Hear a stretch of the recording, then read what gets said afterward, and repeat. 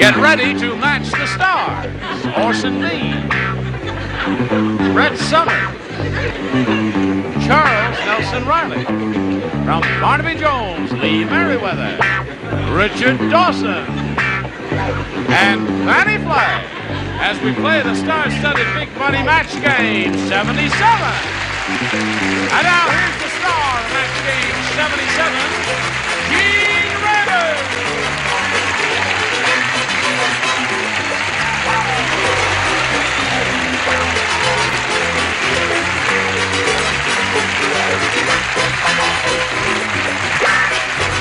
Thank you, Johnny O. Everybody all set out there? Everybody all set out here? Ready to go. Ready to go. Let's go. Everybody get up and walk out. No, stick around. Go to my place. No, a little polite applause, please, if you would, for Stan Little and Julie Kahn.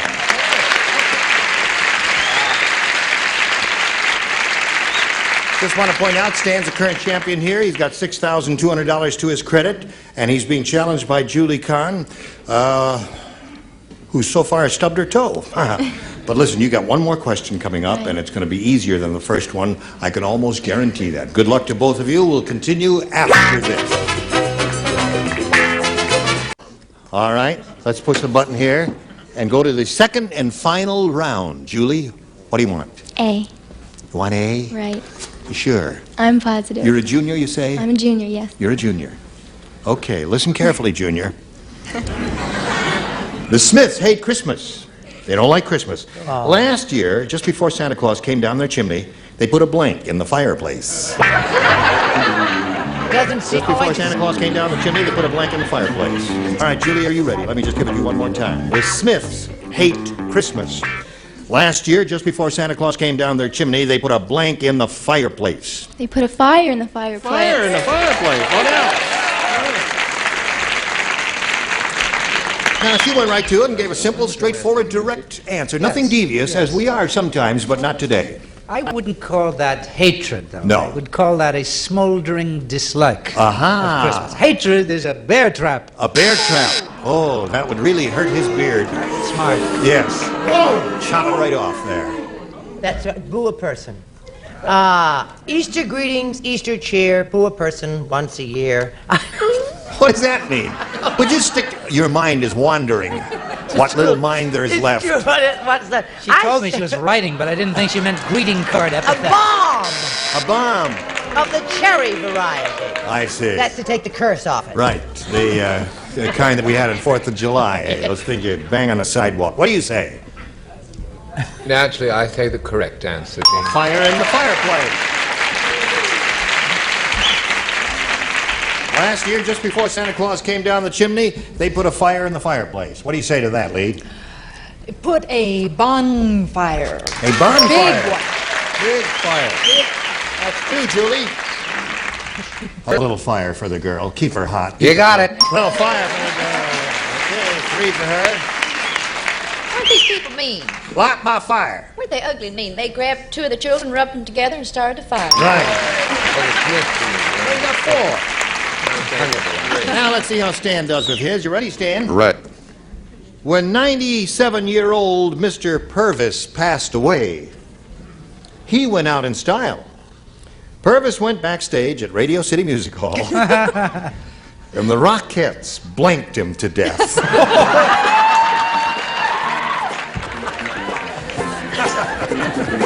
You don't play, and you don't play. Here, you want to visit? Can we sing our song? Could you read it again, please? When 97-year-old Mr. Purvis passed away, he went out in style. Here's what he did. He went backstage at Radio City Music Hall, and the Rockettes blanked him to death. I'm wearing Fannie's earrings. Oh, that's very smart. They're not real gold. Do you have pierced ears? No. I did have pierced ears. My first husband pierced my ears. Let me have one. One morning he said, this won't hurt, literally, and pierced my ears. And I tell you, it hurt like hell. If Orson can wear an earring on this show, no reason why I can't wear an earring on the show. Yeah. Okay. I have to warn you, you've made a terrible mistake, Gene. It's on the wrong side. Oh, it is. What does that mean? Oh. All right. Here you stand. Means something else. I better. When 97-year-old Mr. Purvis passed away, he went out in style. Purvis went backstage at Radio City Music Hall, and the Rockettes blanked him to death. Tap danced him to death. Tap danced him to death is what he said. Well, that's not bad. That's what they're famous for. That's what they're well known for, tap dancing, right? No, in fact, they precision kicked him to death. They high kicked him to death. Yeah, I guess they're better known for their high kicks. Precision. What do you say? I say, when are we going to go to Encino and get out of here and put on the other era? Oh, all right. Okay. I don't play. Well, you don't play. Well, that's... They high-kicked him in their 4th of July costumes on the nativity set with the orchestra playing to the tune of Hello, Dolly, with new lyrics, Goodbye, Mr. Purvis.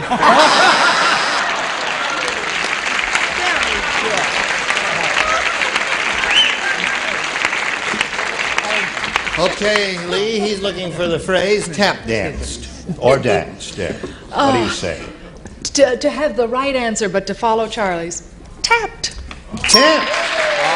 Score is now 4-3. Now, you must match Richard to stay in the game and achieve a tie. You are rarely in this position, Richard, but here you are. Well, I know what the Rockettes are famous for. I said high kick. High kick, so that means Julie Kahn wins the game.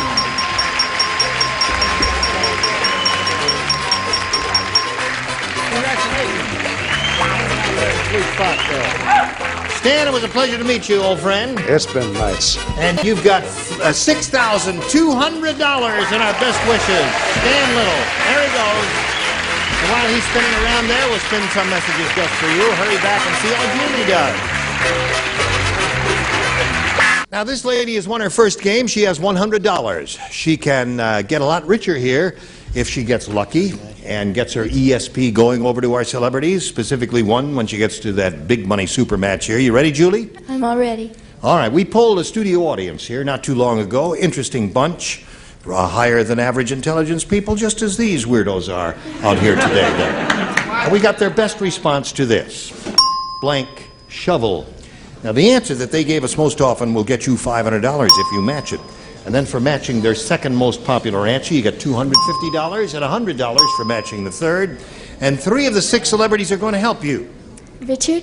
Well, something that Brett has, being the woman she is, a pick and shovel. A pick and shovel. Yeah. Okay. Lee? Steam shovel. Steam shovel. Fannie? Snow shovel. Snow shovel. There they are. Steam, pick, and snow. Now you can reject them, give us one of your own, or choose one of those. I was thinking of snow shovel also. All right, that's the answer that Fannie gave you. We'll find out if it's up there. And if so, where? May we see the $100 number? Pick and shovel is Richard's answer. All right, let's see if we get a snow shovel under the next one, if you please. Steam shovel. Oh, you got 2 out of 3. It looks very good for you, my dear. Here we go. Yeah!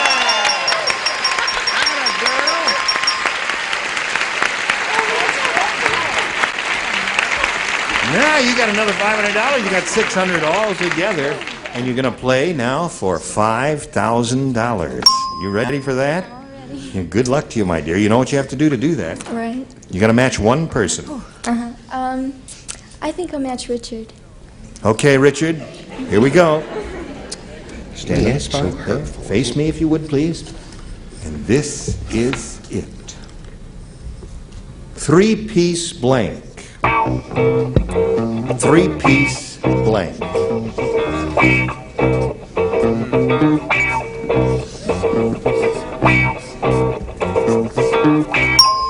Now he's finished. Give us an answer that matches his, and we give you the money. That's all there is to it. 3-piece suit. Suit. There's one. Okay. Richard, she says 3-piece suit will match you for the $5,000. What do you say to that? What do ladies wear? What do they call it when they're 3-piece? You don't know? No, what? Suit. Oh, suit.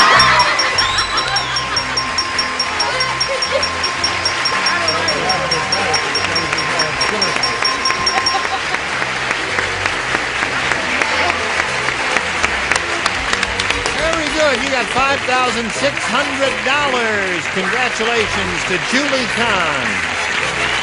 Okay, while you're celebrating, let's bring on our new player now. Here comes Ron Lewis. There.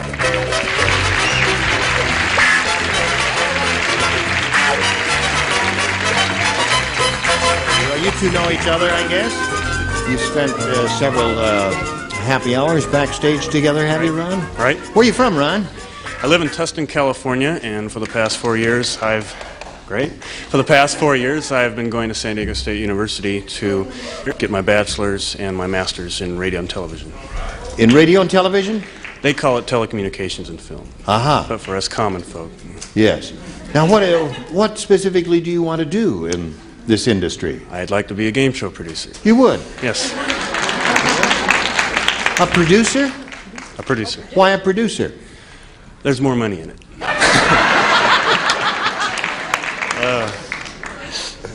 And there you have it. Wrong. Either that or host of Match Game 85. Okay. Now you're going to get rich if you do that. All right. Good luck to you, Ron. Here we go. You can have A or B. A, please. A it is. Everybody plays. New game. The police desk sergeant said, Yeah. "That new prisoner is weird. We gave him his one phone call, and he called blank." Thank you. That new prisoner is weird. We gave him his one phone call, and he called blank. Here's the card that won you all the money. A little Thank souvenir you. for you. Thank Richard you. signed it. Weird. That's good. Oh, thank you. New prisoner is weird. We gave him his one phone call, and he called blank.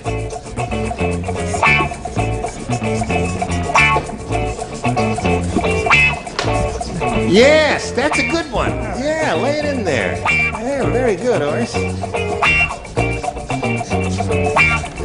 All right. Here we go, Ron. I'll start reading while they're finishing up there. The police desk sergeant said, "That new prisoner is weird. We gave him his one phone call, and he called blank." The warden. The warden. That's Listen, weird. I don't think you ought to apply for the job as a host of the... I don't even think you'd make it as a producer. I think there's a good chance of that. It's contestant he's failing at That's badly. right. What do you say to this? I originally had one and threw it away. The correct time. Well, that's a good one. No, well, he called dial a prayer. Dial a prayer. Oh, they're both very good.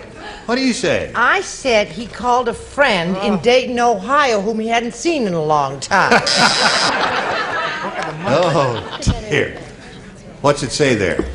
It says that those game magnates, Goodson and Todman, will separate as of the first of the year to make way for a new growing concern, Goodson and Lewis. Lewis was discovered on the show by a brilliant answer of Warden, which told everyone that he was totally equipped to produce any kind of show at all.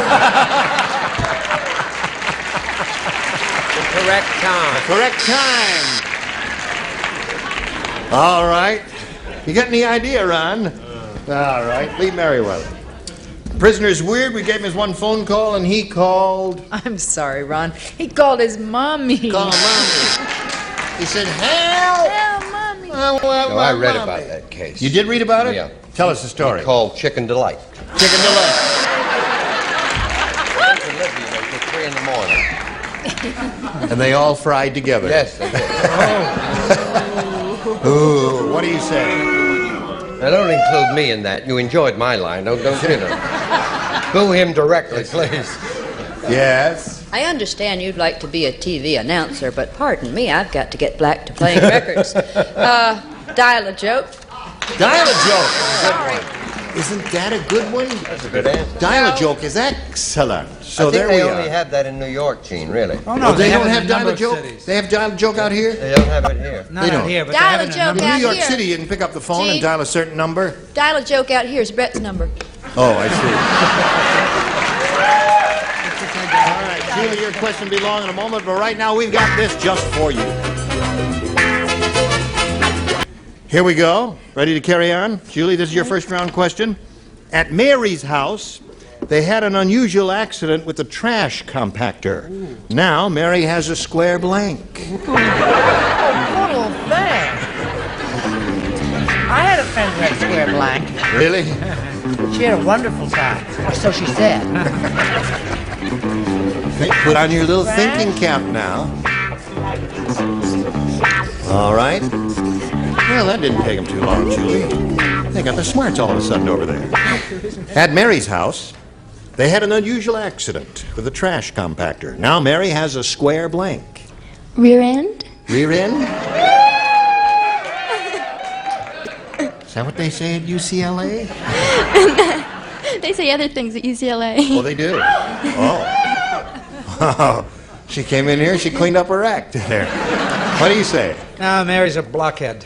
Oh, that's a good one. A blockhead, yes. What do you say? I say squarehead. Squarehead.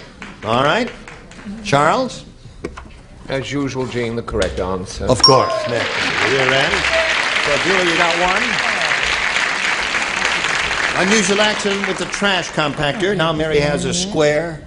What? I suppose she could have been sitting on it, but I had her poking her head in to check it out. Yes. Sorry. Well, that surprises me. Yes. Yes. Yeah, surprises me too. Life is full of little surprises. It certainly is. Well, she's looking for a rear end, is what she needs. Well, she's come to the right place. No, I knew her. Actually, she has a square husband. Square husband. Oh, he's got his whole body. Yeah. All right. Now, listen. Yes. Please help this lady. Well, I think we've left our childhood too far behind. What did Mary have? A little lamb. Of course. Well, it never... Now Mary has a square lamb. Oh, isn't that adorable?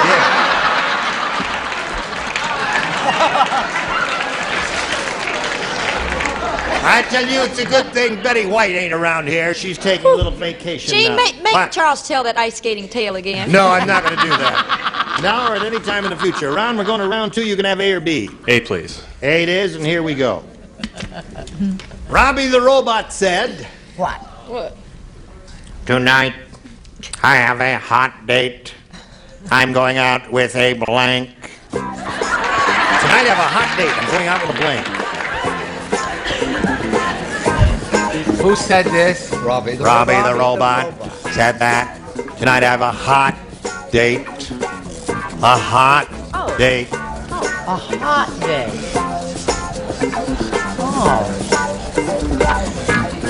Oh, you people. Don't say you people. I've been finished with... I know that. Those people out there. Now, here we go. Now, Ron Lewis. Robbie the Robot said, tonight I have a hot date. I'm going out with a hot date.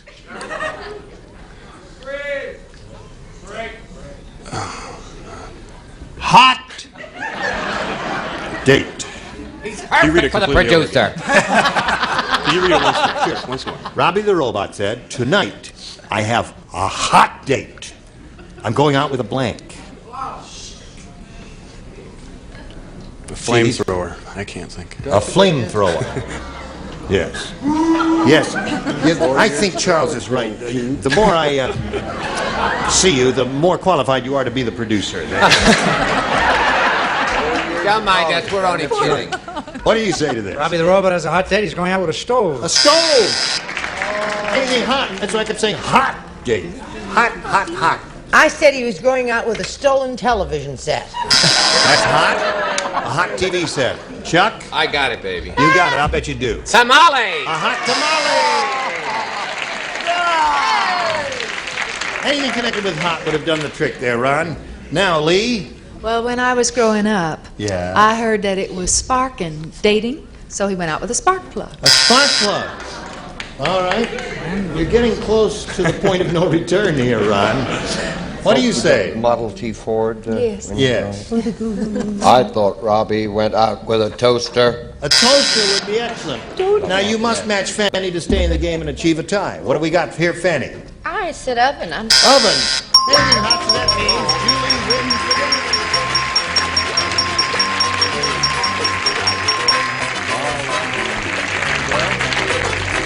Ron, it was a pleasure to meet you. Some gifts will be coming your way. Thank you. And we thank you for being with us here on Match Game 77. Ron Lewis, and while we're spinning him off, we want you to see this. Pay attention now.